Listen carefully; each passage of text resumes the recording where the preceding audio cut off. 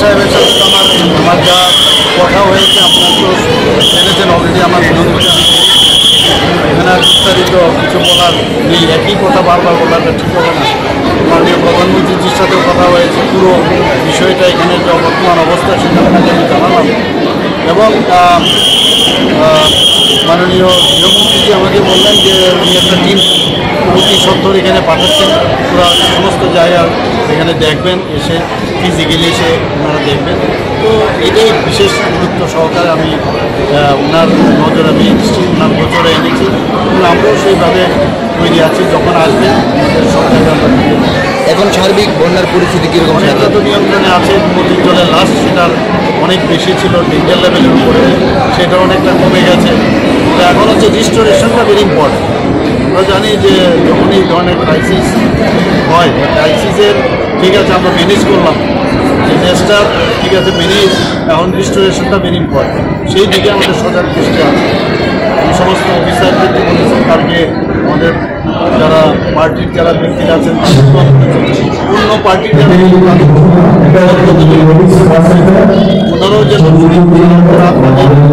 আমরা সবাইকে বলছি যে এইরকম একটা মানে অবস্থা, সেই অবস্থার মধ্যে আপনারা সবাই জানেন কীভাবে কোভিডের সময় আমরা মোকাবেলা করেছি, এই অবস্থাকেও আমরা মোকাবেলা করে সেটাকে ওভারকাম করি। দেশের অন্যান্য রাজ্যেরও মুখ্যমন্ত্রীরা আপনার সাথে কথা বলেছে। এর মধ্যে আজকে একটু আগেই আমাকে উত্তরপ্রদেশের মাননীয় মুখ্যমন্ত্রী যোগীজি আমাকে ফোন করেছেন, সমস্ত খবরাখবর নিলেন ত্রিপুরার কি ভালো বিকট বর্তমানের এই যে অতিবৃষ্টির কারণে।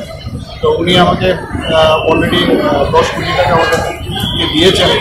তো আজকে মধ্যপ্রদেশের উনি মুখ্যমন্ত্রী উনিও 20 কোটি টাকা দিয়েছেন। তো সমস্ত জায়গার থেকে সবাই এটা মানে একজন একটা রাজ্যের যে সমস্যা, সেই সমস্যা সমাধানে যেভাবে অন্য রাজ্যের সবাই আছেন, আমাদের মাননীয় প্রধানমন্ত্রী, আমাদের গৃহমন্ত্রীজি তো করছেনই, কেন্দ্রীয় সরকার তো করছেন, অন্যান্য রাজ্যগুলিও যেভাবে এগিয়ে আসছেন সত্যিই প্রশংসার দাবি। স্যার, গতকাল রাত্রে একটা রানীর বাজারে একটা দুর্ঘটনা ঘটে, এই বিষয়ে আপনার কি মেসেজ থাকে? না, আমার কাছে যখনই খবর এলো আমি সাথে সাথে ডিজিপি সাহেবকে বললাম যে ইমিডিয়েটলি আপনারা ওখানে যান এবং ল অ্যান্ড অর্ডারের যিনি ডিজি আছেন তিনি গেছেন, ওখানে 2 কোম্পানি পুলিশ বাহিনীর সাথে সিআরপিও গেছে।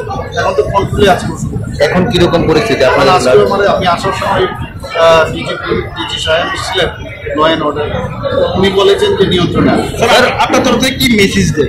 মেসেজ দেবো, আমরা তো শান্তি সম্প্রীতির বিশ্বাস করি। আমরা মানে এই ধরনের থেকে যেন, এবং বিশেষ করে গুজব যেন না ছড়ায়। এবং একটা ঘটনা হয়েছে, ঘটনার তদন্ত হবে এবং ঘটনা কী কারণে হয়েছে সব খবর কিন্তু আসবেই। এই ধরনের হওয়াটা ঠিক না, বাঞ্ছনীয়। স্যার, একটা বিষয়, মানে বেশ কিছু বাড়ি ঘরে আগুন ধরিয়ে মানে এদের সর্বস্ব চলে গেছে। তাদের যে আয় উপার্জনের যে বিষয়, গাড়ি চালিয়ে যে তারা রোজগার উপার্জন করতো, সেইগুলো পুরো ছাই হয়ে গেছে।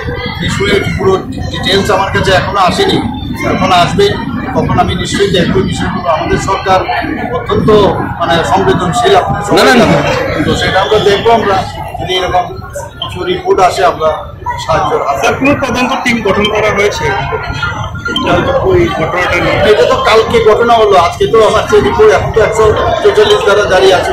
হ্যাঁ, তো আজকে ধীরে আমি সব খবর নিয়ে তারপর দেখবো। খবর তো আসবে, তো হবে। ধন্যবাদ।